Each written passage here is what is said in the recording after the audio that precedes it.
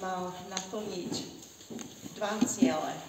Prvý cieľ je ťažší a neviem, ako sa mi podarí, a to je, aby som vám študovať starozmluvnú knihu v Biblii, ale zároveň by som, a to je môj druhý cieľ, by som veľmi chcela, aby to nebolo len niečo také mechanické, nejaká metóda, ale chcem, aby to bolo aj veľmi zvesné, aby sme mohli vidieť spolu, čo Pán hovorí cez text, ktorý budeme spolu študovať, a aby sme sa stretli so živým Bohom.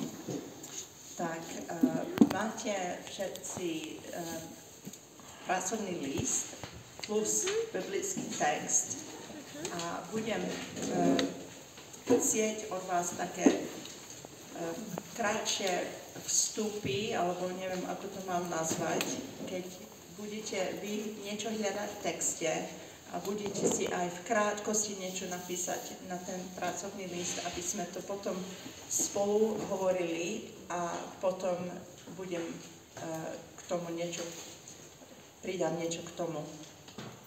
Ale teraz na začiatku by som sa chcela modliť. Oče, ja ti veľmi ďakujem za toto privilégium, že môžeme byť spolu na tomto mieste. Ďakujem ti aj za to, že ty si mne osobne dal toto privilégium niečo učiť, niečo priniesť na tento víkend. Pane, veľmi túžime potom, aby sme sa osobne s tebou stretli, aby to nebolo len nejaké suchá teória. Chceme ťa vidieť jasnejšie, chceme ťa viac milovať, chceme ťa poznať lepšie, aby sme mohli aj vernejšie chodiť po tvojich cestách. Tak, Pane, prosím o tvoju pomoc, o tvoje pomazanie.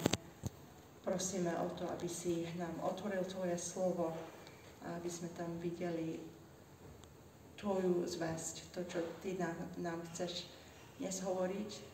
Hovor osobne ku každému na tomto mieste a nech je to všetko na tvoju slavu a na budovanie tvojej cirkvi. V Kristovom mene. Amen.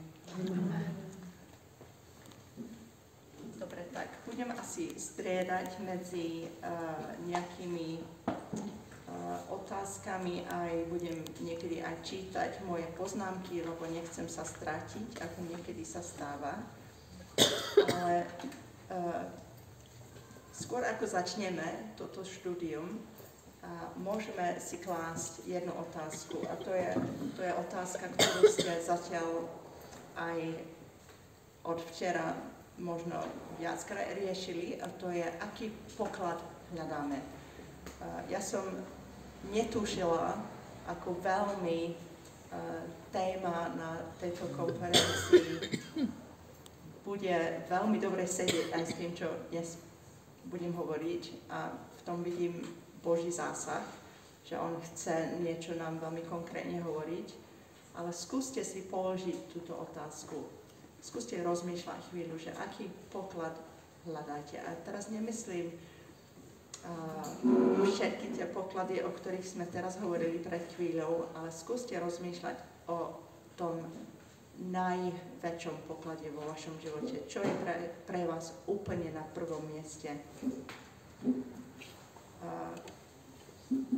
Napríklad, ten poklad môže vyzerať ako nejaké materiálne zabezpečenie. Ten poklad môže vyzerať ako niečo, čo mi akurát v tejto dobe chýba. Niečo, čo mi chýba. Čo môže byť aj zdravie. Poklad môže byť uznanie, úspech.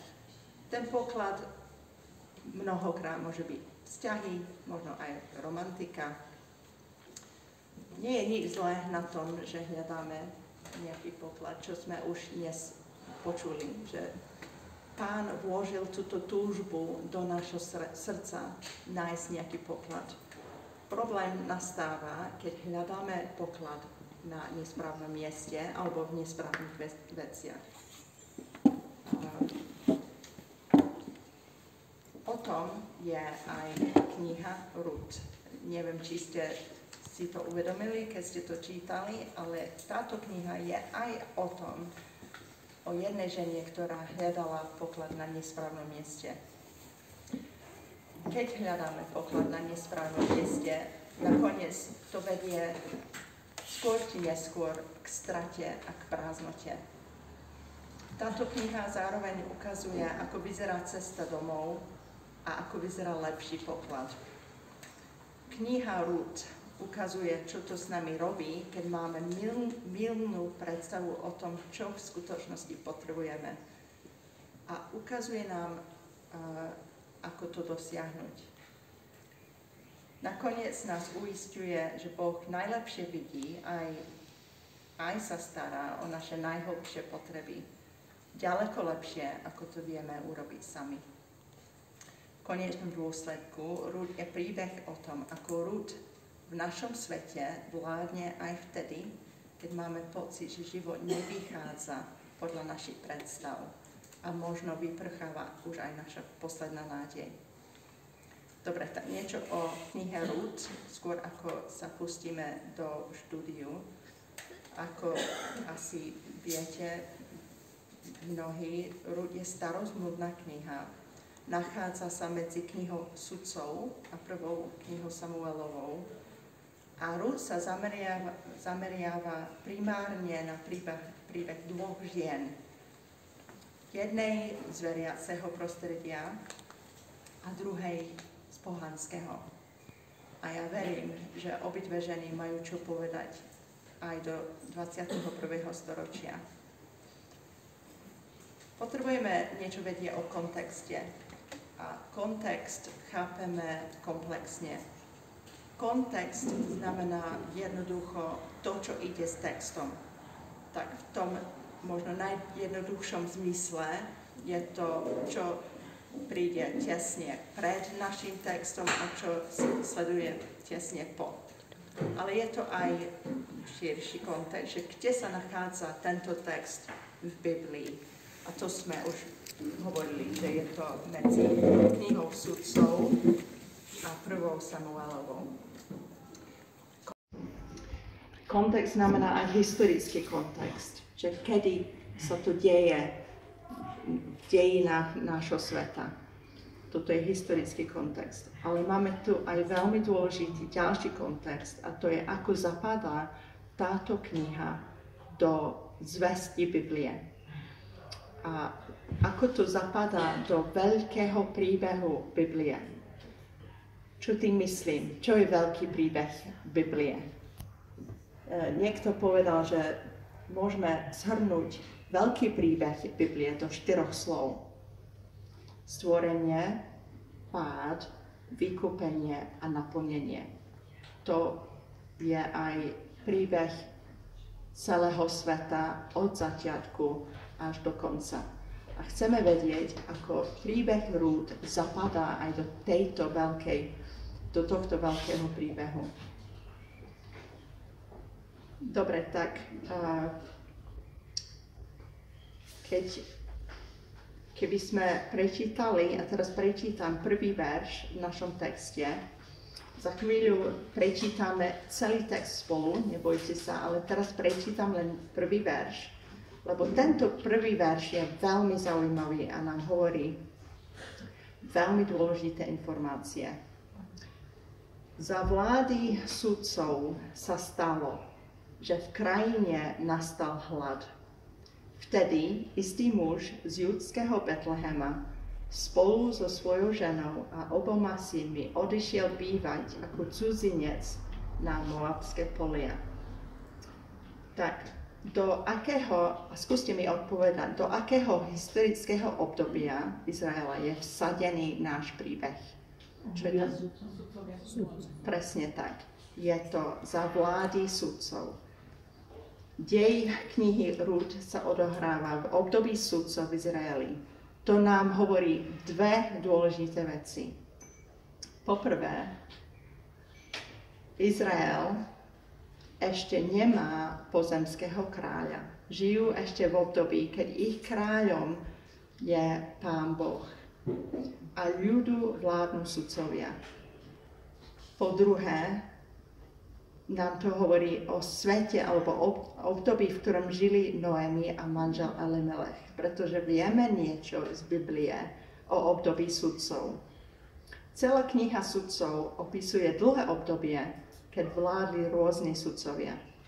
Niektoré obdobie boli horšie, niektoré boli pokojnejšie, ale posledný verš v knihe sudcov, a ešte raz pripomínam, že to je kniha, ktorá je tesne pred Rút, tento verš je posledný verš pred začiatkom nášho príbehu a tento verš dobre vystihuje celé obdobie sudcov. V tých dňoch nebolo kráľa v Izraelovi. Každý robil to, čo bolo správne v jeho očiach. To je sudcov 21-25. Inak povedané, bolo to obdobie, v ktorom každý robil to, čo uznal za správne. Keby sme aj čítali knihu sudcov, by sme mohli konštatovať, že to bolo obdobie veľkého individualizmu, obdobie nezriadenosti, neviazanosti, obdobie, kedy každý sám rozhodoval o tom, čo je dobré, bez ohľadu na druhých. Možno to bolo obdobie, keď perami vyznávali, že Boh je ich kráľom, ale väčšina ho nepočúvala.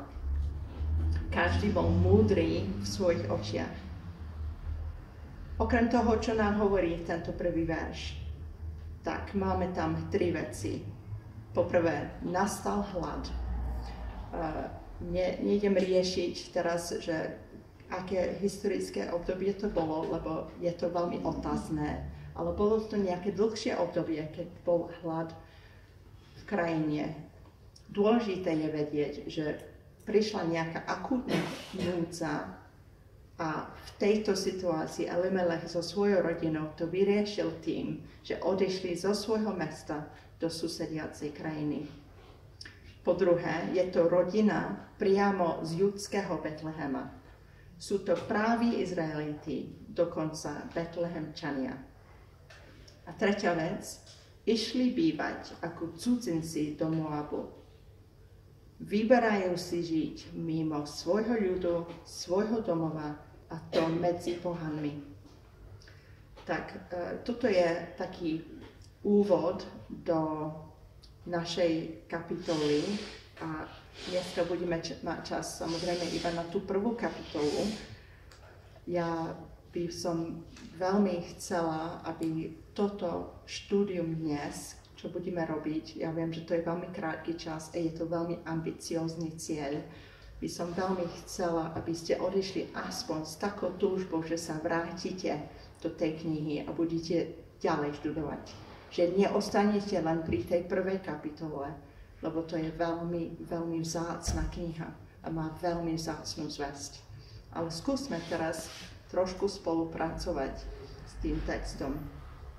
Tak predtým, než vám dám nejaké úlohy, poprosím Katku, aby prišla dopredu a bude čítať celý ten text po slovensky, ale máte aj českú verziu, tak môžete sledovať. Kniha Rút, 1. kapitola. Za vlády sudcov sa stalo, že v krajine nastal hlad. Vtedy istý muž z judského Betlehema spolu so svojou ženou a oboma synmi odišiel bývať ako cudzinec na Moábske polia. Muž sa volal Elimelech, jeho žena sa menovala Noémi a jeho 2 synovia Machlón a Kilión. Boli to Efraťania z judského Betlehema. Prišli na Moábske polia a tam sa usadili. Noémin muž Elimelech však zomrel a ona zostala s 2 synmi, ktorí sa oženili s Moábčankami. Jedna sa volala Orpa a druhá Rút. Bývali tam asi 10 rokov. Potom obaja, Machlón i Kilión, zomreli a ona zostala sama, bez detí a bez muža. Vtedy sa so svojimi nevestami rozhodla odísť z moabských polí, lebo sa dopočula, že Hospodin navštívil svoj ľud a dal mu chlieb. Spolu s nevestami teda odišla z miesta, kde dosiaľ bývali a vracali sa cestou do Judska. Noémi vtedy obidvom svojim nevestám povedala: Choďte, vráťte sa každá do domu svojej matky. Nech je k vám Hospodin taký láskavý, ako ste vy boli k zosnulým i ku mne. Nech každej z vás dopraje Hospodin nájsť si muža a spokojný život v jeho dome. Potom ich poboskala. Oni sa hlasito rozplakali. Povedali jej: My sa vrátime s tebou k tvojmu ľudu. Noémi však odvetila: Moje dcéry, vráťte sa. Prečo by ste šli so mnou? Či ešte môžem porodiť synov, čo by vám mohli byť mužmi? Vráťte sa, dcéry moje, chodte. Ja som už príliš stará na vydaj. Ak by som aj pripustila, mám ešte nádej a tejto noci by som sa vydala a porodila synov. Čakali by ste azda, kým dorastú? Mali by ste sa preto zdržiavať a nevydať sa? To nie, dcéry moje, veď moja trpkosť je väčšia ako vaša, lebo Hospodinová ruka doľahla na mňa. Potom sa znova hlasito rozplakali.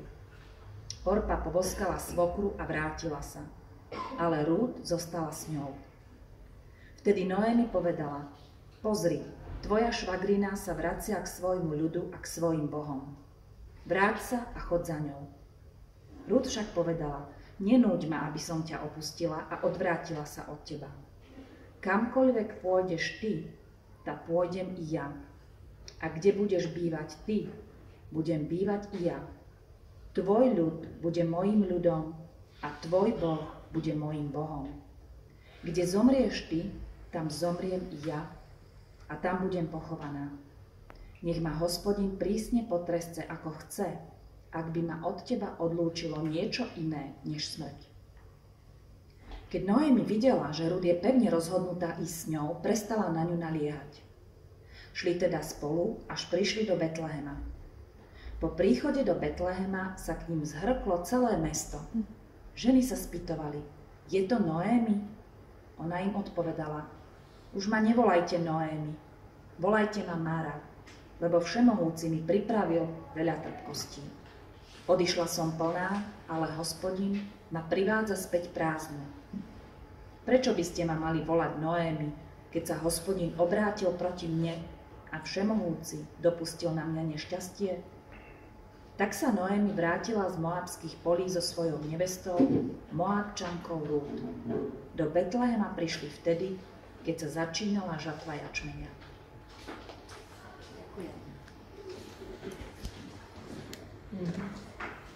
Dobre, tak neviem, ako ste vy zvyknuté na to, ako študujete písmo, ale ja napríklad viem, že moju pozornosť nedokážem udržiavať, ak nemám napríklad v ruke pero alebo ceruzku a nemám nejaké otázky, ktoré mi pomáhajú trošku rozmýšľať z viacerých strán nad tým textom. Tak chcem vám dať 4 veľmi extrémne jednoduché otázky, ale ktoré sú aj užitočné nástroje, ktoré môžete používať pri hoci ktorom texte. Väčšinou, keď som učila Bibliu, tak som dala 6 otázok, tak môžete sa považovať za šťastné, že budete mať len 4, ale nebudú to jediné otázky dnes, tak nemali by ste sa dlho tešiť. Ale tieto 4 otázky by sme mohli si predstaviť ako strany nejakého pucle. Keď dávate do kopy, neviem, či máte radi pucle, či viete, čo to je, či ešte to existuje v dnešnej dobe, tak keď to dávate do kopy, tak viete, že väčšina ľudí vie, že je dobré začať s tým krajom. Že nie je veľmi dobré začať v strede toho obrazu, lebo oveľa horšie sa to robí. A je dobré robiť ten kraj. tak môžete si predstaviť aj tieto otázky trošku ako ten kraj toho obrazu, aby som vás aj motivovalo, lebo ten kraj je aj trošku nudný, nie je to až také zaujímavé. A tieto otázky tiež nevidíte hneď zmysel tých otázok, ale majú zmysel a pomáhajú nám formovať potom ten väčší obraz toho textu. Tá otázky sú jednoduché, ako som povedala, to sú kedy, kde, kto a čo. A teraz máte to v tých materiáloch. Dám vám 3 minúty, lebo som veľmi štedrá, na to, aby ste znovu prečítali text a hľadali prvé dve odpovedi na prvé dve otázky. Kedy a kde. To znamená, že prečítate znovu text a si všimnite každú zmienku o čase, každú zmienku o mieste. A skúste v rýchlosti len napísať všetko, čo vidíte, čo sa týka času a všetko, čo vidíte, čo sa týka miesta. A dám vám 3 minúty. Tak musíte švihnúť.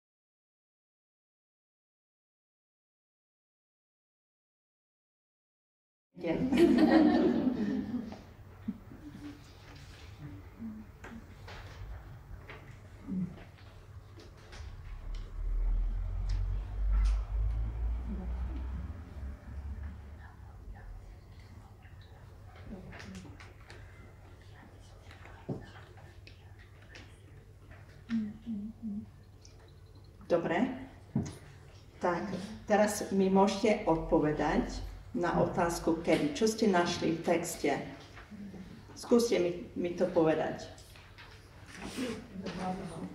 Za vlády sudcov. Ešte?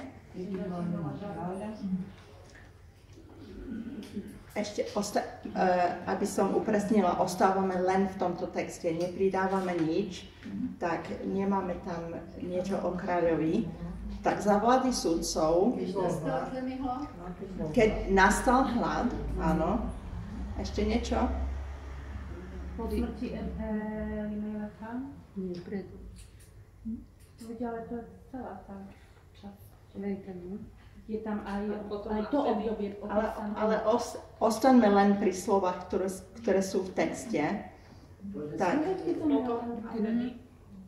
áno, bývali tam 10 rokov, potom zomreli obaja, Machlon a Kilion. Ešte nejaká zmienka o čase tam je? Predtým je ešte to, že vtedy sa rozhodla odísť z moabských polí, keď sa dopočula, že Hospodin navštívil svoj ľud. Tam je tiež zmienka. Aj vozol verši je vtedy. Áno. Áno, Noemi vtedy obidvom svojim nevestám povedala. Áno. V tejto noci v 12. verši. V 12. verši je taká zaujímavá zmienka, že hovorí, ak by som aj pripustila, mám ešte nádej. A predtým hovorí, ja som už príliš stará na výdaj. Tak je to nejaká zmienka o čase. Dobre, ešte? Čo taký 19. verš? Po príchode do Betlehema sa k ním zhrklo celé mesto. Ešte? Ešte jedna zmienka. Začínala žatva jačmenia. Do Betlehema prišli vtedy, keď sa začínala žatva jačmenia. A ešte v 20. verši hovorí... Nie, prepáčte, som sa pomýlila. Som myslela, že tam je iné slovo. Dobre, kde? nejaké zmienky o mieste.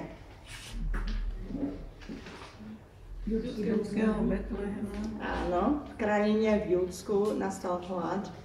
Boli to Efratiania z judského Betlehema a idú na Moabské polia. Ešte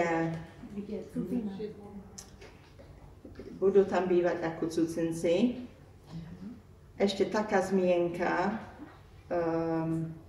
v 8. verši, čo hovorí svojim nevestám, kam sa majú vrátiť. Tak ona im radí, aby sa vrátili do domu svojej matky a ešte im praje, aby Hospodin im dal nájsť muža a spokojný život v jeho dome. V 14. 15. verši máme niečo?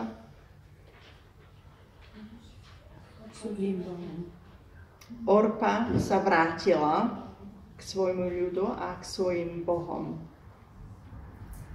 16, 17. Čo tam je? Ruth vyhlasuje. Presne. Kamkoľvek pôjde Noemi, pôjde aj ona. Kde bude bývať Noemi, bude bývať aj ona. Kde zomrie Noemi, tam zomrie aj ona. A bude tam aj pochovaná. Ešte niečo? Dobre, tak ešte tam sa vrátili z Moabských polí, do Betlehema prišli. Ideme na ďalšie dve otázky. Dám vám znovu len 3 minúty. Viem, že to je málo, ale stihnete. Kto a čo? Pod otázkou čo by som, nechcem, samozrejme, že to je veľmi taká široká otázka, tak teraz by som chcela konkrétne, aby ste napísali hlavné udalosti z tejto kapitoly. Tak skúste si všimnúť, čo sú hlavné udalosti v tejto prvej kapitole. Aké sú tam postavy a aké sú tam hlavné udalosti. Chcem povedať, že aké sú tam postavy, kto je v tejto kapitole? Elimelech, Noemi, Machlon a Kilion, nevesty, ktoré sa volajú Orpa a Ruth a ešte? A ešte? Ženy z Betlehema. A ešte? Matka. A ešte?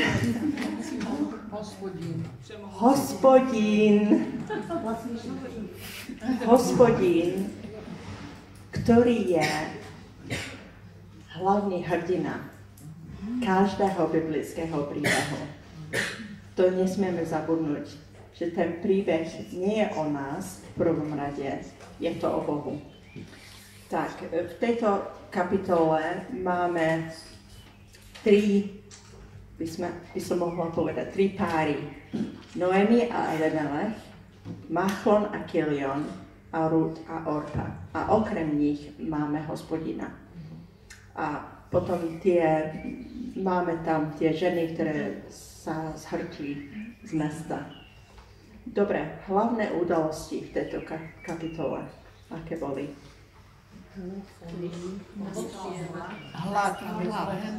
Hlad v Betleheme. Odchod do Júdska, presne. Do Moabu. Skoro hneď je smrť, ale nevieme v akom časom horizonte, ale tam je hneď spomenutá jeho smrť. Tak, smrť Elimelecha, potom synovia sa oženili s Moabčankami, život v Moabe, 10 rokov, smrť 2 synov, potom? Prečo odišli? počula správu, že Hospodín navštívil svoj ľud a dal im chlieb. A následne sa rozhodne sa vrátiť do Betlehema. Potom čo? Navrhne nevestám, aby zostali. Rozlúčka s Orpou a Rút sa zaviaže ostať s Noemi. A potom posledná vec je príchod do Betlehema z Rút na začiatku žatvy. Tak to je taký, viem, že sme to veľmi rýchlo urobili, ale je to taký rýchly prehľad našej kapitoly a je to veľmi dobré, aby sme sa vedeli orientovať lepšie v tej kapitole. Táto kniha sa volá Rút, ale dneska by som chcela veľmi zaostriť na Noemin príbeh, lebo prvá kapitola je najviac o Noemi. V tejto časti uvidíme Noemi, ako prežíva vlastnú prázdnotu, sklamanie zo života, uvidíme jej návrat do Betlehema a uvidíme v jej živote, ako bolesť môže byť Božia reč do života. Tak, ešte mám jednu úlohu pre vás. Chcem, aby ste znovu prečítali text a skúste teraz, ak máte nejaké pero alebo ceruzku, v texte označiť každú zmienku o Noemi. Dám vám iba pár minút na toto a potom ešte budete niečo písať. Tak, teraz len minútu na označenie. Viem, že ste šikovné ženy, ktoré viete veľmi rýchlo čítať aj značiť. Aspoň mám takú vieru.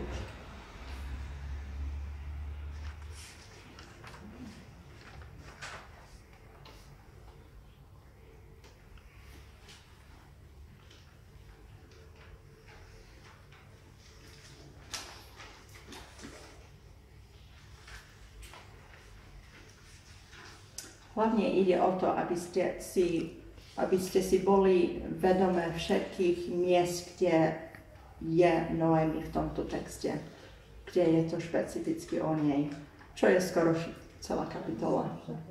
Áno.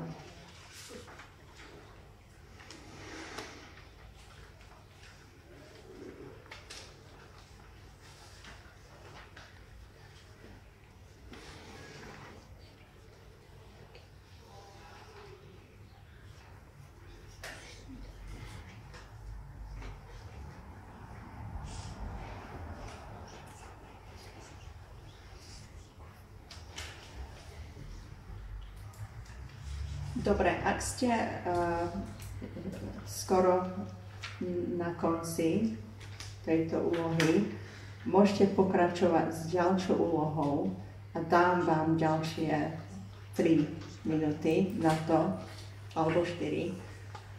A táto úloha je, aby ste prešli len cez prvých 7 veršov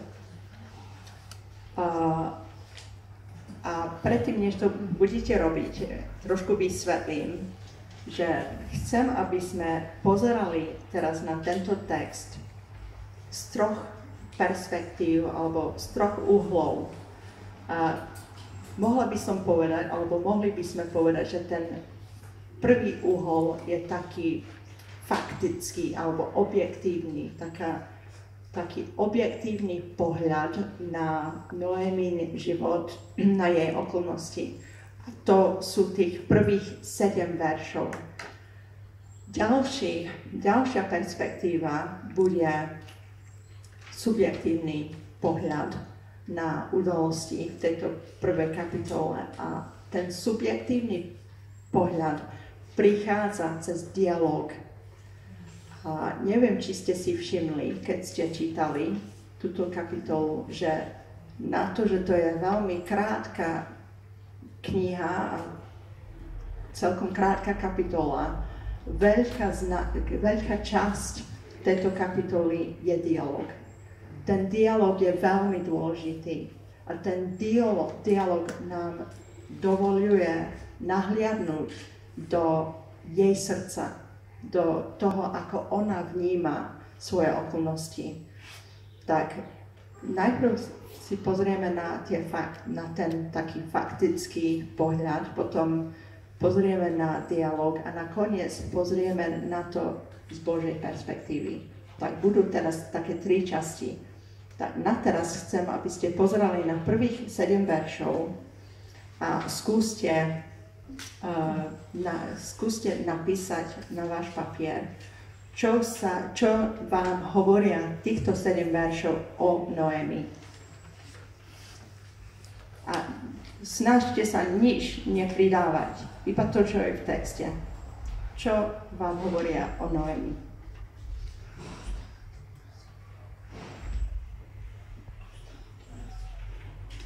Zostala sama. Môžete zatiaľ písať, dám vám niekoľko minút, napíšte si to a potom to zhrnieme spolu.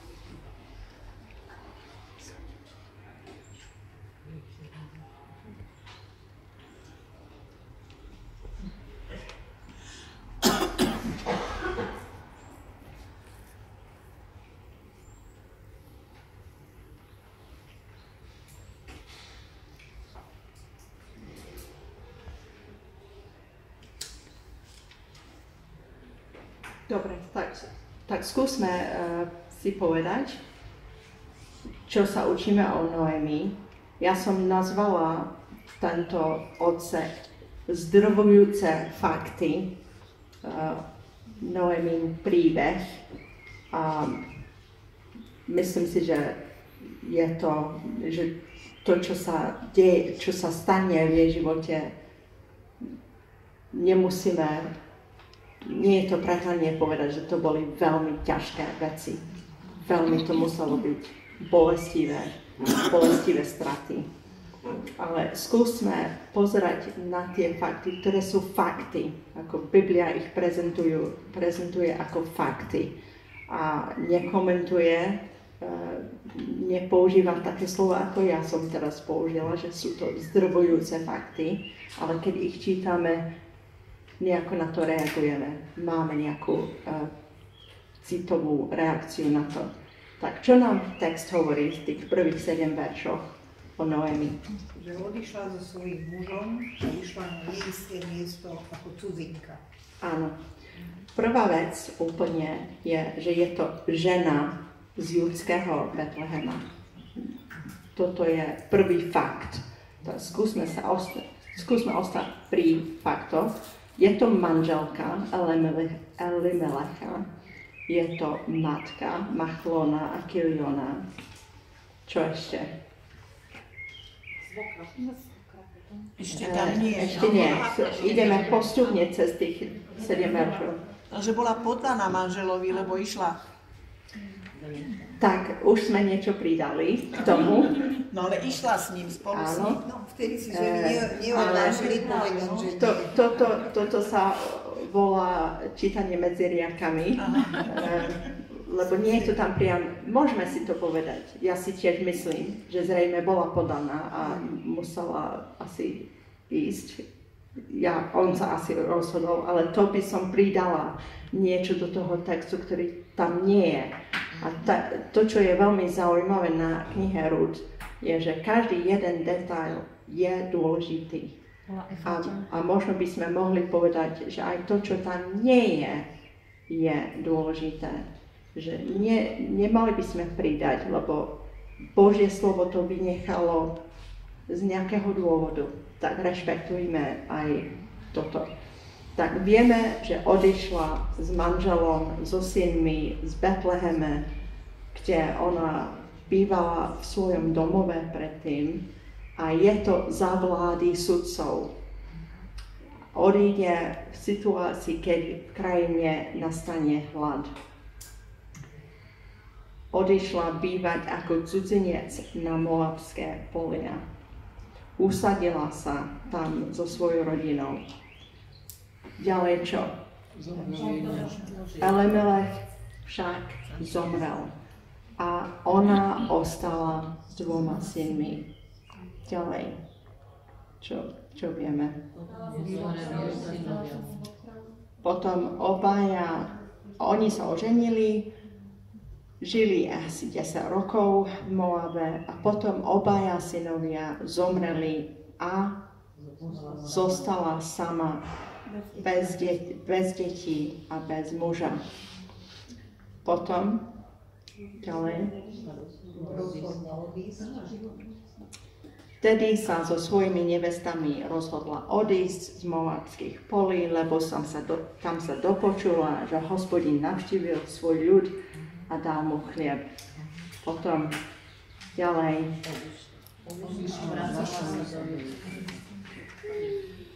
Spolu s nevestami však teda odišla z miesta, kde dosiaľ bývali, vrácali sa cestou do Judska a čo robí potom?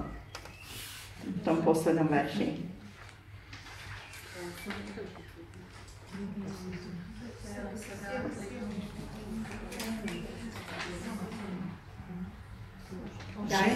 Dobre, to je v tom ďalšom verši, v 8. verši. Dobre, tak to nemusíme pridať, lebo to je už dialog, ale je na ceste domov a do tej situácie potom príde prvá časť dialógu. Dobre, ak by som to mala nejako zhrnúť, by som povedala, že Noemi je žena, ktorá by kľudne mohla byť ženou v modernej dobe. V akom zmysle? Skúsme trošku rozmýšľať o tej spoločnosti, v ktorej žije a ako to ovplyvňuje jej konanie.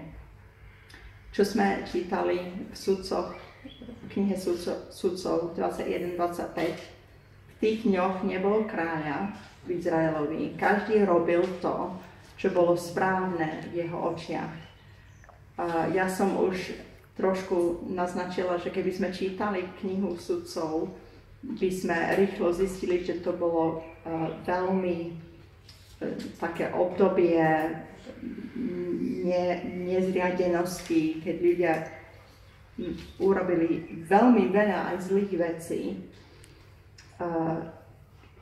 Oni určite v tej dobe nepoužívali izmy, ak mi rozumiete, čo chcem povedať, individualizmus napríklad, alebo pragmatizmus, relativizmus, liberalizmus, ale aj tak spoločnosť vtedy bola poznačená tými vecami.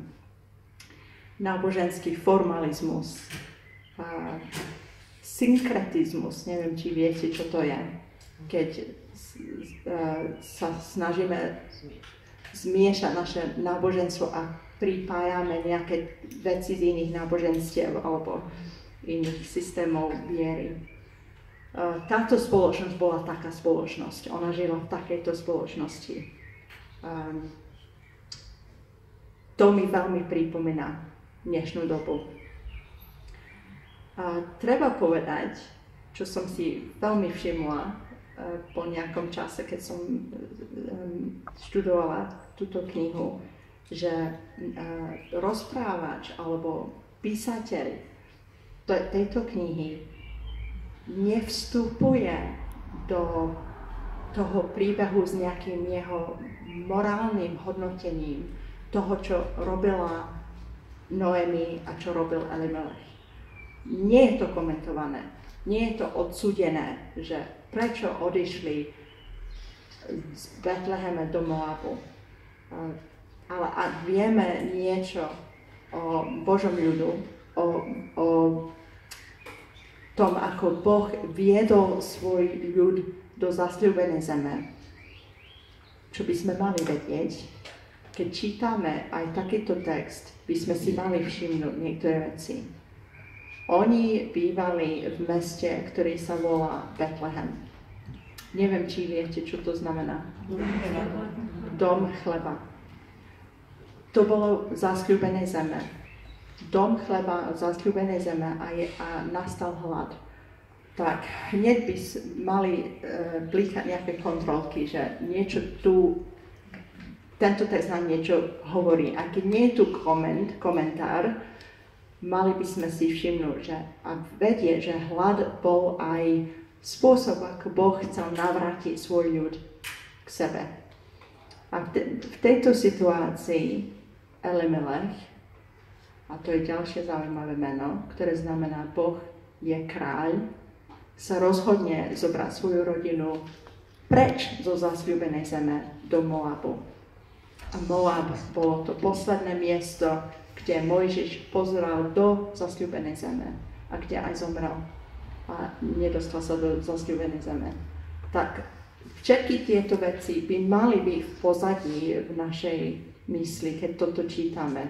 Nie je tu nejaký komentár, morálny komentár, ale vieme, že je to, že aspoň by sme mali nejaké otázky, že prečo bolo to tak. Tak, skúsme rozmýšľať o tomto rozhodnutí. Text nám hovorí fakty. Je to židovská rodina, táto židovská rodina odchádza do pohanskej zeme, nájsť riešenie pre svoj fyzický hlad. Súhlasíte, že to tam je takto? Nie je to hociaká židovská rodina, ale taká, ktorá má pravdepodobne zbožných rodičov, ktorí sa priznávajú k Bohu. Elimelech znamená Boh je kráľ. V tom mene je verbálne aspoň význanie, že Boh Izraela je ich kráľom. Ten, ktorý má právo ich viesť a im vládnuť. Ale ich rozhodnutie odísť do Moabu nevyzerá ako aktívna viera, ktorá hľadá Božie riešenie pre ich situáciu.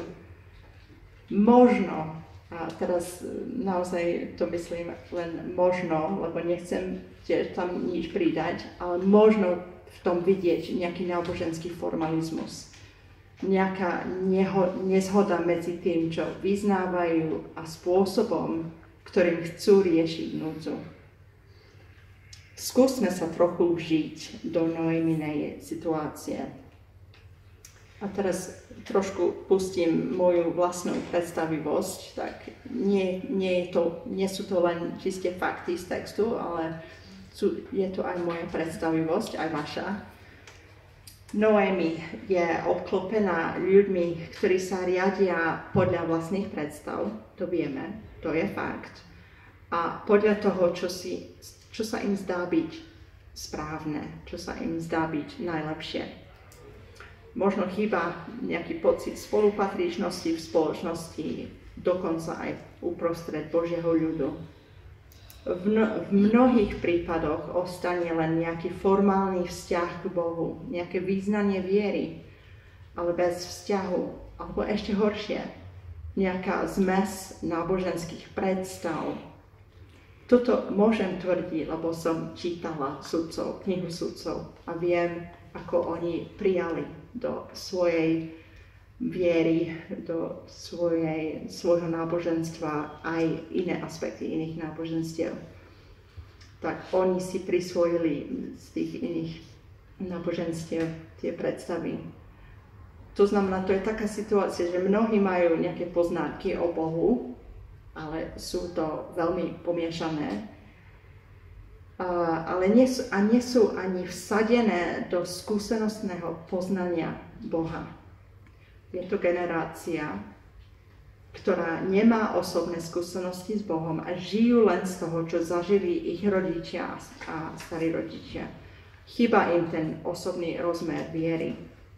Tak si predstavujeme Noemi, že s manželom Elimelechom sú v situácii, kde nevidia iné východisko pre svoju núdzu, ako zobrať veci do vlastných rúk a hľadať riešenie aj mimo Božieho ľudu. V tejto situácii sa im zdá najlepšie odísť z Betlehema, aby zachránili svoju rodinu pred hladom. Je to výsostne pragmatické rozhodnutie, ktoré je zároveň v rozpore s vierou vyjadrenou v mene Boh je kráľ. V Moabe život nepokračuje podľa ich predstav ani túžob, ktoré mali, keď sa tam usadili. Najprv zomrie manžel Elimelech, potom si synovia zoberú moabské ženy a nakoniec zomrú obidvaja synovia. A Noemi ostane sama, bez muža a bez detí. Medzi tým prešlo 10 rokov života a Noemi je už stará na to, aby sa znovu vydala a založila novú rodinu. Z takého ľudského hľadiska vyzerá Noemin život veľmi biedne, plný strát, bez perspektívy. S rozhodnutím odísť z Betlehema bolo spojené obdobie neustáleho strádania. Odišli, aby naplnili svoje ústa chlebom, ale daň, ktorú platili za to rozhodnutie, bola oveľa vyššia ako výhody, ktoré získali. Postupne prichádzali v Moabe o všetko. Kontrast medzi ich túžbou a skutočným výsledkom je ohromný a zdrvujúci. Do tejto situácie prichádza správa z Judska. Noemi sa dopočuje, že Hospodin navštívil svoj ľud a dal mu chlieb. Asi dlho neváhala, keď počula túto správu. Ožila v nej možno posledná iskra nádeje. V Moabe totiž neostalo pre ňu v podstate nič. 2 nevesty po synoch neznamenali nejakú nádej pre finančné alebo materiálne zabezpečenie, aj keď ju mali radi. Byť vdovou v cudzej zemi bez nejakého mužského ochrancu bola nielen zraniteľná, ale takmer zúfalá situácia. Chytila sa poslednej slámky nádeje, keď sa rozhodla vrátiť do Betlehema. Chce sa zachrániť pred zúfalým, osamelým osudom. Chce si zachrániť aspoň holú kožu. Nemá nádej na viac. Nemá žiadnu väčšiu víziu, len ako sama prežiť. Toto si myslím, že je objektívna realita, v ktorej sa Noemi nachádza. Je to úroveň faktov, ktorým Noemi čelí. Mohli by sme povedať, že tento príbeh sa odohráva na viacerých úrovniach. Začali sme pozerali na holé fakty, reálnej situácii, ktorá je konfrontovaná. Snažila som sa veľmi nepridať k tomu, čo je v texte, aj keď som si dovolila trošku použiť predstavivosť. Táto text je akýsi pohľad na jej životné okolnosti bez subjektívne hodnotenie. A teraz by som chcela prejsť do tej druhej časti, do toho dialogu, kde uvidíme viac, rozprávač nám dá nahliadnúť do jej života a uvidíme jej hodnotenie tých okolností. Tak, dialog medzi Noemi a svojimi nevestami a potom so ženami v Betleheme nám dovoluje sa znovu pozrieť na jej situáciu, na tie isté veci. My sme ich videli teraz z takého objektívneho hľadiska. Teraz znovu na nich pozrieme, ale cez jej oči a z jej uhla. Tak skúsme teraz pozerať na dialog vo veršoch 8 až 9. Prečítam to a dám vám minútu, aby ste si napísali vašu myšlienku, 1 alebo 2. Skúste rozmýšľať, že keď ona vyjadruje tieto veci, čomu verí o Bohu podľa týchto veršov. Choďte, vráťte sa každá do domu svojej matky. Nech je k vám Hospodin taký láskavý ako ste vy boli k zosnulým i ku mne. Nech každý z vás dopraje Hospodin nájsť si muža a spokojný život v jeho dome. Potom ich poboskala, oni sa hlasito rozplakali.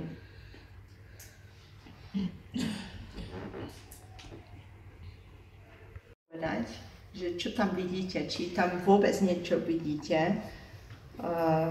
A skúste rozmýšľať, že čo ona robí v tom verši a čo to odhaľuje o jej postoji možno k nevestám, prípadne k iným náboženstvom alebo k Bohu. Ja bych řekla, že byla velmi šlechetná, že jim chtěla dopřát život, jaký ona neměla. Verila zrejme, že Boh odpláca dobro dobrým. Ale napriek tomu, že sa im tak všetko zle nedarí, všetko zle darilo, ona verí v Božiu dobrotu. Áno, dobre. A verí v to, že Hospodin bude s nimi aj v tej moabskej zemi. Dobre, ešte niečo?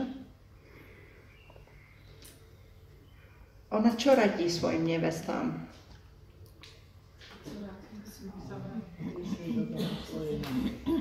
Aby sa vrátili k svojej matke, do domu svojej matky, áno.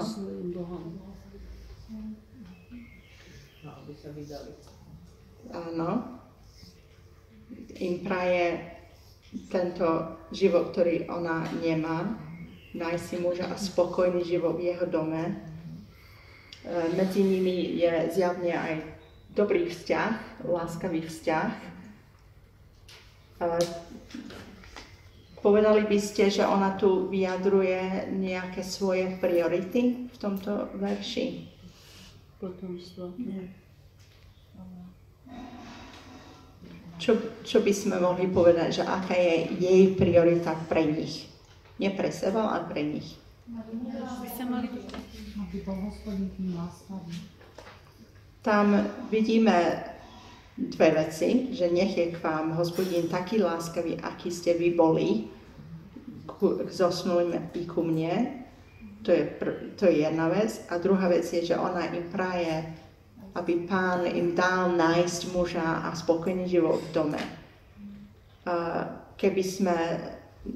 Dobre, ešte sa vrátim k tomu, lebo nemyslím si, keď čítame celú kapitolu, že je to len nejaká dobroprajnosť v tomto verši. Lebo musíme rozmýšľať aj o dopade toho, čo ona im hovorí. Že čo to vlastne prinesie do ich života. A to uvidíme trošičku neskôr. Dobre, čítajme teraz dlhší odsek, 11:13. Noemi však odvetila, moje dcéry, vráťte sa. Prečo by ste šli so mnou? Či ešte môžem porodiť synov, čo by vám mohli byť mužmi? Vráťte sa, dcéry moje, choďte, ja som už príliš stará na výdaj. Ak by som aj pripustila, máme ešte nádej a tejto noci by som sa vydala a porodila synov. Čakali by ste azda, kým dorastú? Mali by ste sa preto zdržiavať a nevydať sa? To nie, dcery moje, veď moja trpkosť je väčšia ako vaša, lebo Hospodinová ruka doľahla na mňa. Dobre, skúsme teraz spolu povedať naše postrehy, ako Noemi vníma seba samú, ako vníma Boha a ako vníma svoje životné okolnosti. Tak začneme s ňou, že ako vníma seba, ako na seba pozerá. Starú, už sa nemôže vydať, Že už nič dobré nečaká. Nič dobré ju už nečaká. Ona pozerá na seba ako na človeka, ktorý už nemá žiadnu perspektívu, žiadnu nádej. Človek, ktorý nemá ani čo ponúknuť. Aj keby som dnes sa vydala a dnes by som porodila synov, čakali by ste, ona sa vníma ako človeka, ktorý už nemá čo dať. Ako vníma svoje okolnosti?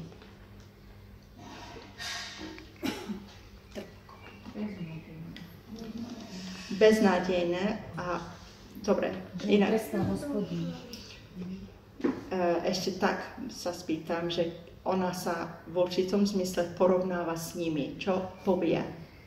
Ona im niečo povie. Moja trpkosť je väčšia ako vaša. Moja trpkosť je väčšia ako vaša.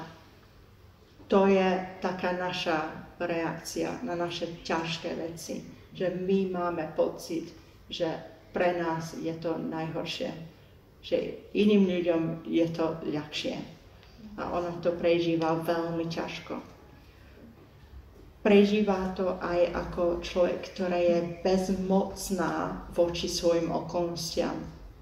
Že nemôže nič s tým robiť. Ona je bezmocná. Ako pozerá na Boha? Ako vníma Boha?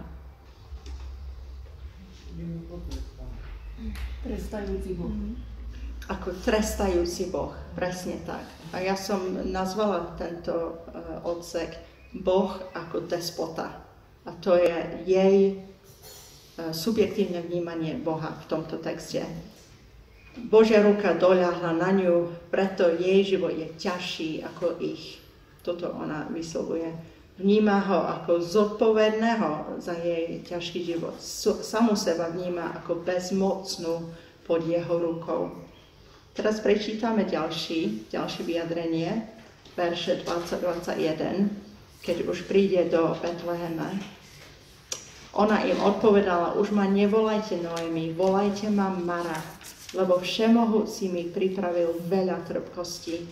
Odišla som plná, ale Hospodin ma privádza späť prázdnu. Prečo by ste ma mali volať Noemi, keď sa Hospodin obrátil proti mne a Všemohúci dopustil na mňa nešťastie? Dobre, tak skúste povedať, ako vníma Boha, ako vníma seba samú a ako vníma svoje životné okolnosti. Môžeme to spolu robiť, aby sme stihli. Tak, čo hovoria tieto verše o tom, ako Noemi vníma seba? Už sa nechce volať Noemi, ale ináč. Už sa nestotožňuje so svojím menom a meno Noemi znamená príjemná. Alebo ja som čítala v jednej knihe, že keď dostala toto meno ako bábätko, to nie preto, že ona bola príjemná, ale preto, že jej rodičia vnímali Božie cesty ako príjemné, čo dáva veľký zmysel, že keď hovorí, že Pán Boh pripravil pre ňu trpkosť, nie sladkosť, lebo to je iný význam toho mena, ale trpkosť je zahorknutá. Tie cesty boli horké. Tak ona sa nestotožňuje už s tým menom, už sa vníma, ako keby sa úplne zmenila jej identita. Čo ešte by sme mohli povedať? Aké iné slovo tam používa? Prázdna. Odišla som plná, ale Hospodin ma privádza späť prázdnu. Dobre, v predchádzajúcom verši, ktorý sme teraz nečítali, ženy v Betleheme reagujú, tamto slovo, že zhrkli, je slovo, ktoré znamená aj boli vzrušené, boli rozrušené, že boli veľmi rozrušené, keď videli Noemi, keď prišli do mesta a ju nepoznajú, sa pýtajú, toto je Noemi. Toto je práve to, že naše veľmi ťažké okolnosti potom sú vidieť aj na našej tvári. Menia náš výraz až na nespoznanie. Je zjavne zmenená a majú problém ju rozoznať. A ona im vysvetľuje, ja som iná. Ja nie som tá istá Noemi, ktorá odišla s manželom, lebo životné okolnosti ma totálne zgňavili. Teraz sa nestotožňuje s tým menom, ktoré hovorí niečo o tom, že Hospodinové cesty sú príjemné. Si vyberá iné meno, Mara, horká, lebo Všemohúci jej pripravil veľa trpkostí. lebo sa vyprázdnil z jej života hoci aký dobrý obsah. Tak mohli by sme teraz povedať, že ako ona vníma Boha v tej situácii. Ako vníma Boha a ako vníma svoje okolnosti.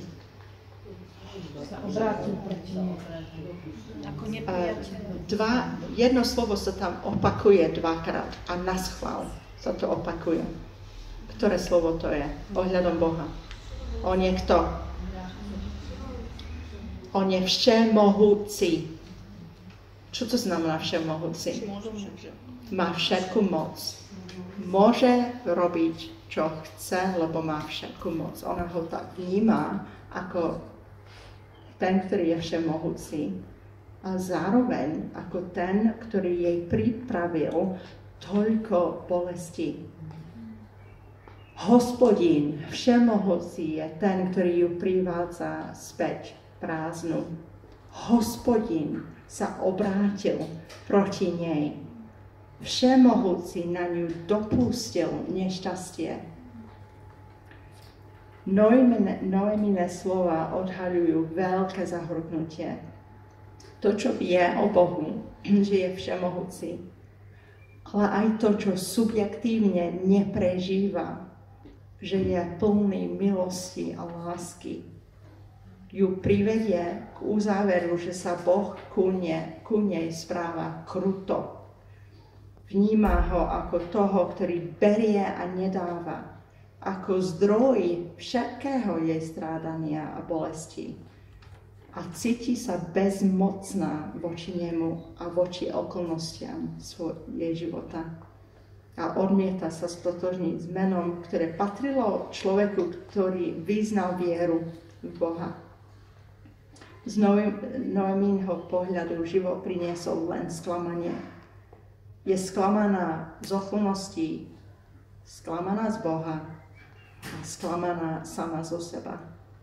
Dáva si síce nové meno, ale má radšej starú verziu seba samej. Vníma Boha ako typ kráľa, ktorý je despota alebo tyran. Ale neostaneme pri tomto pohľade, lebo by to bolo veľmi smutné. Ideme na ten tretí úhol pohľadu, a to je Boží. A teraz si pozrieme verše 14 až 18 a 22. A z tohto uhla pohľadu vidíme Boha ako kráľ, ktorý je verný v láske.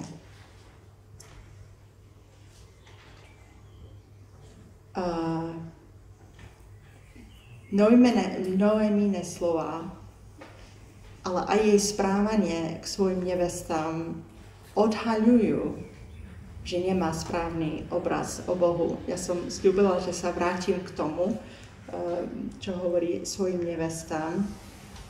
Tam len toľko poviem, že keď pozrieme, musím nájsť ten text.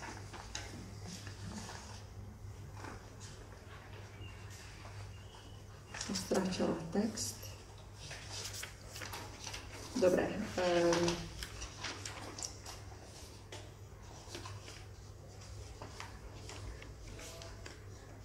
Keď Orpa odchádza, Orpa poboskala svokru a vrátila sa, ale Rút zostala s ňou. 14. verš. To slovo zostala s ňou je to isté slovo ako Genesis, že muž prilne k svojej žene. Je to také silné lepenie na Noemi, že nevie sa jej zbaviť. A vtedy Noemi povedala, pozri, tvoja švagrina sa vrácia k svojmu ľudu a k čomu? A k svojim bohom. Vráť sa a choď za ňou. Nechcem tam vidieť viac, ako tam je, ale v tomto vidím trošku takú našu ľudskú reakciu, keď sme v ťažkostiach a sme plní bolesti a zahorknutia, že prestávame vnímať potreby druhých ľudí. A v tejto situácii mohla by, keby mala takú vieru v Boha ako láskavého pána, mohla to vidieť ako príležitosť zobrať 2 nevesty do Izraela a aby boli naozaj medzi Božím ľudom a mohli by patriť Bohu. Ale nevidí to. Vidí len to, že nemá čo ponúknuť a posiela ich naspäť svojim Bohom, čo je veľmi vážna vec. A to len ako na margo toho, aby sme si uvedomili, ako bolesť niekedy nás zaslepuje, aby sme nevideli príležitosti priniesť Božiu spásu do života druhých ľudí. Dobre, ale teraz, aby sme sa vrátili, som sa strátila v svojich poznámkach. Môžete sa rozprávať medzi sebou. Dobre. Teraz ideme na ten Boží pohľad z tých veršov.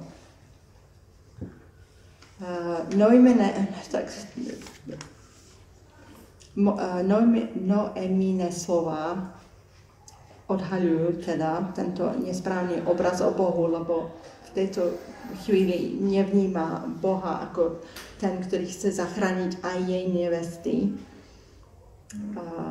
Možno na začiatku kapitoly ho vnímala skôr pozitívne ako ten, ktorý sa môže postarať o jej potreby, ktorý jej môže dať aj nový začiatok v Moabe. Možno jej celý vzťah k nemu sa zakladal na tom, že Boh je zdrojom požehnania pre svoj ľud. Možno viac chcela Božie dobré veci ako Boha samotného. Teraz, keď sa nesplnili jej predstavy, jej sny, jej túžby, ani základné potreby, možno Boha začína vnímať skoro ako nepriateľa, ktorého sa bojí, ako ho motívy podozrieva. To, čo zatiaľ Noemi nevidí, je to, že milujúci Boh jej chce dať oveľa viac ako to, čo stratila v Moabe, alebo čo chcela získať v Moabe. Ako môžeme vnímať tieto udalosti z Božej perspektívy?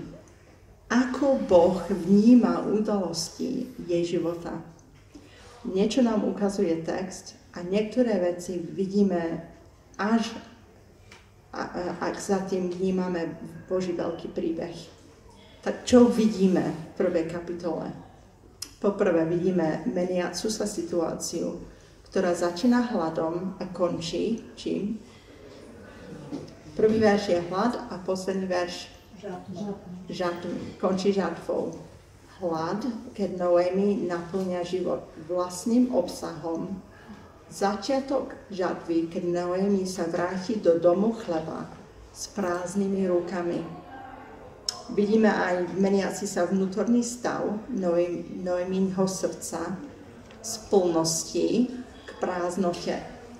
Boh ju privedie na miesto, kedy pochopí, že je bezmocná proti Božej zvrchovanosti a už nemá žiadne ďalšie stratégie pre život. Je to chvíľa, kedy sa obráti naspäť k Božím cestám a sa otvára pre úplne nový život. Vidíme aj nevestu Rút, ktorej vernej lásky a záväzok odzrkadľuje Božiu lásku k Noemi. Rút, ktorá prilne k Noemi ako lepidlo a ju nepustí, aj keď ju Noemi viac menej odmieta a posiela späť k pohanským bohom a pozemskému šťastiu. V knihe Rút vidíme, ako Boží plán pre jej život ďaleko presahuje to dobré, po čom túžila Noemi. Jej predstava možno nikdy nesiahla oveľa ďalej ako to, čo vyjadruje nevesta v 9. verši. Nech každý z vás dopraja Hospodin nájsť si muža a spokojný život v jeho dome. Jej najväčšie sny siahli len po veciach, ktoré videla a chápala. Pán mal napriek tomu oveľa väčší plán pre jej život. Ale na to, aby sa ten plán mohol uskutočniť, Noemi sa musí dostať na miesto, kde sa už vzdá vlastných plánov a stratégií pre život, kedy sa poddá pod Božiu mocnú ruku a naučí sa chodiť v poslušnosti jeho plánu. Pán ju bude učiť, že všemohúci nie je tyran, ale milujúci zachránca, ktorého plán je pre ňu o mnoho lepší, ako si vôbec vie predstaviť. Čítajme, čo text hovorí o Rút vo veršoch 14 až 18. Potom sa znova hlasito rozplakali, Orpa poboskala svokru a vrátila sa, ale Rút zostala s ňou. Vtedy Noemi povedala: pozri, tvoja švagrina sa vrácia k svojmu ľudu a k svojim bohom. Vráť sa a choď za ňou. Rút však povedala: nenúť ma, aby som ťa opustila a odvrátila sa od teba. Kamkoľvek pôjdeš ty, tá pôjdem i ja. A kde budeš bývať ty, budem bývať i ja. Tvoj ľud bude mojim ľudom a tvoj Boh bude mojim Bohom. Kde zomrieš ty, tam zomriem i ja a tam budem pochovaná. Nech ma Hospodin prísne potrestce, ako chce, ak by ma od teba odlúčilo niečo iné než smrť. Keď Noemi videla, že Rút je pevne rozhodnutá ísť s ňou, prestala na ňu naliehať. Noemi ešte nevidí, čo jej Pán dáva v osobe Rút. Milujúcu nevestu, ktorá je vzácnejšia ako 7 synov, hovorí Rút 4:15. Rút je prejavom Božieho záväzku voči Noemi a obrazom jeho záväzku voči jeho deťom. Je to záväzok na celý život. Je to záväzok dokonať Boží zámer v našom živote. Božia verná láska dokoná Božiu vôľu v Noeminom živote do poslednej bodky. To isté chce urobiť v živote každého veriaceho človeka. Ale tá cesta mnohokrát môže viesť cez bolesť a dolinu tône smrti. Ako nám pripomená kniha Rút, Evangelium, pripomína nám v tom, že tak ako Boh bol verný v láske v Noeminom živote, aj keď ona bola srdcom ďaleko od Neho, Boh je milostivo verný v našich životoch svojim časným aj večným zámerom. Tento záväzok voči nášmu dobru znamená, že aj nás privedie do situácií, kde rozoznáme, že bez jeho milostivého zásahu sme beznádejne stratení. Pripomína nám, že tak ako Noemi prichádzame naspäť do domu chleba prázdnymi dlaňami. Pripomína nám, že Božia cesta v našom živote niekedy vedie cez bolesť a stratu, ale nakoniec nám Boh dáva niečo oveľa cennejšie ako poklady, ktoré sme dosiaľ hľadali na tejto zemi. Nech sú akékoľvek. Pripomína nám, že ten, ktorý nám nič nedlhuje, nám nakoniec dáva najvzácnejší poklad v sebe samom. Evangelium, a to by ste videli, keby ste dlhšie študovali túto knihu, že je vodkané do celého príbehu. Na jej živote môžeme vidieť pravdu, že Božie zámery v našom živote smerujú k blahu a nie k nešťastiu. Dať nám budúcnosť a nádej. Ale to blaho, tá budúcnosť a nádej sa netýka len nejakého pozemského šťastia, ale je to blážená z toho, ktorý nájde svoj domov v Božej blízkosti. Tak teraz na záver nejaké otázky na telo som tu napísala. To hovorím aj sebe, nielen vám, lebo viem, aké mám aj ja tendencie, že chcem do Božie dobré veci veľakrát viac, ako chcem samotného Boha. Skúsme pravdivo pozrieť na náš vlastný postoj k Bohu a skúsme si položiť niekoľko osobných otázok. Do akej miery sa dokážem stotožniť s Noemi? Nemám ako Noemi tendenciu chcieť Božie dobré veci viac ako Boha samotného. Búrim sa proti jeho konaniu v mojom živote, keď ma to vedie cez bolesť, stratu a sklamanie. Hľadám jeho väčšie ciele pre môj život a dôverujem v nich Bohu, aj keď ich význam ostáva zatiaľ zahalený. Alebo som plná vlastných plánov, vlastných priorít a vlastných stratégií, ako dosiahnuť šťastie aj mimo jeho vôle. Hnevám sa na Boha, keď mi nevychádzajú moje plány tak, ako som chcela. Vnímam Boha skôr ako despotu, ktorý mi kazí plány a bez ľutosti vládne nad mojimi životnými okolnostiami.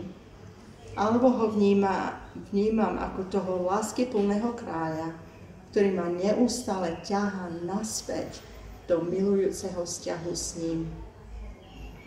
Ja pevne verím, že tak ako odpoviem na tieto otázky, odhaľuje, čím som motivovaná v živote, aj v službe Bohu. Či zákonom a strachom, alebo srdcom, ktoré prekypuje lásku k Bohu, lebo on nás najprv miloval. Odpovedá to aj na otázku, kde je náš poklad. Je Boh našim najväčším pokladom? Alebo je to iba to, čo môžem z neho vydrankať? Odpoveď na túto otázku má potenciál zmeniť smer môjho života. Tak moja modlitba je, aby Pán obrátil naše chladné srdcia naspäť k nemu, aby sme jeho milovali celým srdcom a celou silou. Na záver by som chcela prečítať verše zo Žalmu 84, ktoré si myslím by mohli vyjadriť túžbu srdca, možno aj Noemine srdce nakoniec, aj naše, ktoré sa obráti k Bohu. Aké milé sú tvoje príbytky, Hospodin zástupov. Moja duša sa umára túžbou po nádvoriach Hospodina. Moje srdce a telo plesajú v ústretí živému Bohu. Veď aj vrabec si nájde domov, a lastovička hniezdo, kde si kladia mláďatá pri tvojich oltároch. Hospodin zástupov, môj kráľ a môj Boh. Blahoslavení tí, čo bývajú v tvojom dome a ústavične ťa chvália. Blahoslavený človek, čo má sílu v tebe, ten, čo sa vydáva na púť. Keď prechádzajú vyschnutým údolím, menia ho na prameň a jesenný dážď ho pokrýva požehnaním. Cestou im stále pribúda síl, veď na Sione uvidia Boha. Hospodin, Boh zástupov, počuj moju modlitbu, načúvaj, Bože Jakoba. Záštita naša, Bože, pohliadni, pozri sa na tvár svojho pomazaného. Jeden deň v tvojich nádvoriach je lepší než inde 1000. Radšej zostanem na prahu domu svojho Boha, než by som mal bývať v stanoch bezbožníkov.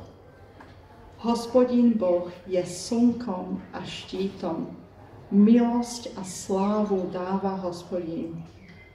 Neodopiera dobro tým, čo žijú bezúhonne. Hospodin zástupov, blahoslavený človek, čo dúfa v teba. Tak, tu by som aj skončila. Ďakujem za vašu pozornosť. Môžeme teraz sa modliť na záver. Viem, že sme preleteli cez túto kapitolu, ale verím, že sa k tomu vrátite a budete aj doma o tom rozmýšľať. Tak, modlíme sa.